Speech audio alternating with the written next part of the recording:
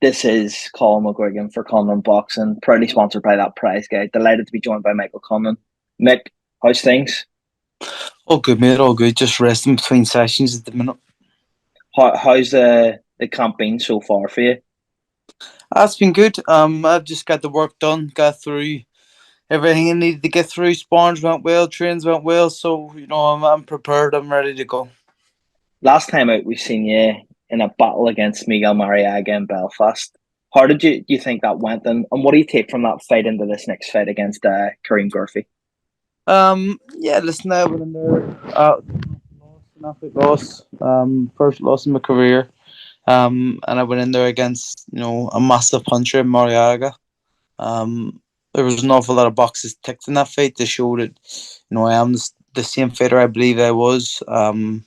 I'm still on the path where I know I need to be to get to where I need to get to. So yeah, I took an awful lot from it. I was in there with a dangerous opposition and handled him with ease. So I'm looking forward to getting into this next one now and putting on a bit of a performance. What does Kareem Gurphy bring to the table for you this time around? What weaknesses do you need to exploit to get that win on December 10th? Gurphy's a very good fighter, and he's a banana skin type kind of guy. You can't overlook him because people seem to overlook him. He always pulls off kind of the upsets and stuff. So one thing I'm doing is I'm making sure I'm not overlooking him. He's a good guy, good defense, good left hook, and has a bit of pop in his shots. He can be a dangerous guy if you let him be, but I'll go in there and I'll exploit a few things. Mick, obviously you co-promote these shows with Jamie. What does that entail for you, especially whenever you are the main event on some of these shows as well? Yeah, listen, it could be tough if I didn't have Jamie. He makes all the decisions really when I'm fighting. I take a back seat and obviously he asks me things and runs things by me. But he's at the forefront and he's doing everything. So anything which is about me in fight week and in the build to the fight. He doesn't run by me. He handles all that, but everything else, other fights and fights on the undercard and stuff, he asks me my opinion, and I give him my 2 cents. Can't hear you. I think you're covering over the mic. Sorry, got you now. Yeah. With this type of event, what other fight on this card are you most looking forward to? And if you had to pick a fight of the night other than your own, what would it be? Obviously, Tyrone McKenna. What an exciting fight. He is every fight he's in is exciting. Um, so I think he's always going to be in the run for fight of the night. Most likely the favourite for fight of the night every time. Um, but no, I'm looking forward to seeing the development still of our young prospects and Kurt Walker and Kieran Malloy. I think I've enjoyed their development over the last fight and seeing them even on parties on their car when he fought in Germany and stuff and seeing their improvements there. Again, I'm looking forward to seeing what they're going to bring. I'm enjoying their journey, probably more than I enjoyed my own journey at the start, because it's not me and the pressure learned on me. Although there is a certain type of pressure because I don't want them to lose, don't want them to slip up or anything like that. I want them to win.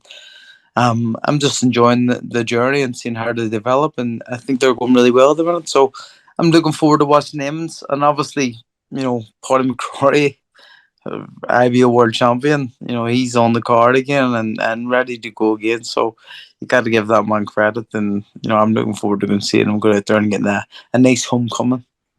I spoke to Cal Sarland about what's next for Paddy McCrory because obviously Sarland have an option on him with Wasserman in his next fight, and he said to me he likes the Lyndon Arthur fight. Is that a fight that you think that is a potential for Paddy next? That's potential. But at the minute, the world's his oyster. They're saying that as he's one of their fighters, and that's what they want to see. But there's bigger fights. There's bigger fights than Lyndon Arthur. And more money on the table than Lyndon Arthur, I would presume. So, he's a man that can call shots now, and I'm really happy for him in that sense. And we'll do our utmost to get him what he needs and get him who he wants. So yeah, I think it's definitely an option. Definitely one which will be explored. But there's also other fights out there which will also be explored. There's a massive chance that Kitty Taylor fights at Croke Park next year. Is that a card that you would like to be on? And you've made it clear that you want that Lee Wood rematch. You've said Yep, it time and time again. Do you think that that fight could go onto that card? it could. And it would be great if it did. But I won't hold my breath. As you know, I might die.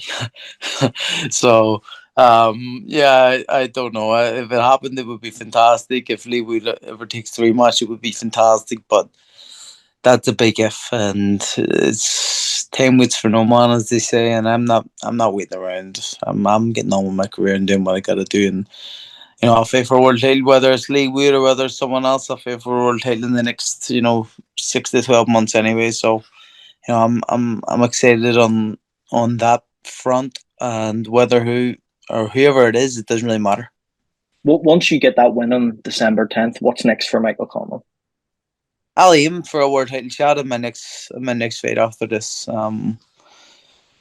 I don't know who, I don't know which one, but I'm aiming. I'm ranked high enough in a lot of the organizations, and we'll be pushing kind of to get that position and get to where we need to get to. But whatever happens, happens.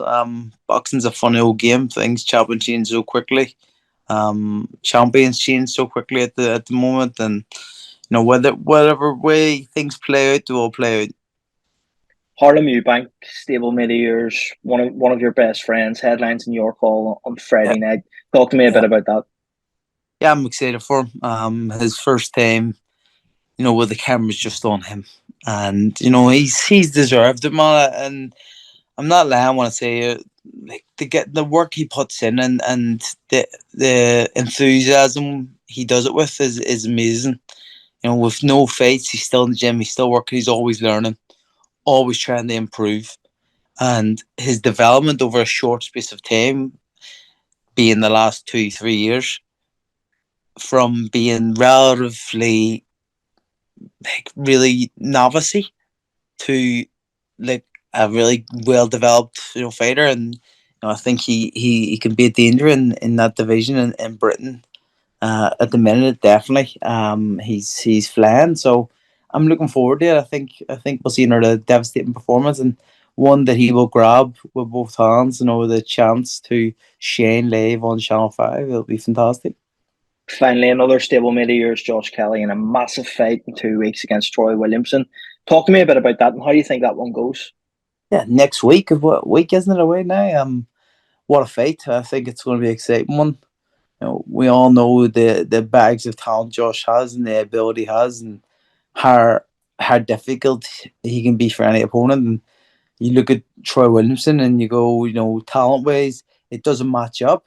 But this guy is just a Trojan. It's his nickname is the Trojan, and he's going to keep coming and coming and coming. So it's an exciting fight, a great clash of styles. You've got the warrior versus the slickster, and I'm excited for this one fight. I actually wish you could be there, but I can't be because we're going to be we're fighting the week after, so we'll be heading back home. But um, it promised to be a great fight, and I think Josh could go out and put on a very special performance, especially up in the northeast. It's a massive fight for up there. Bringing big boxing back up there again, live on Channel 5. So fair play. Well, Mick, thank you very much for your time today. I know you're a busy man, and hopefully we'll catch up again on Fight Week. Appreciate it, mate. Yes, mate. Good man.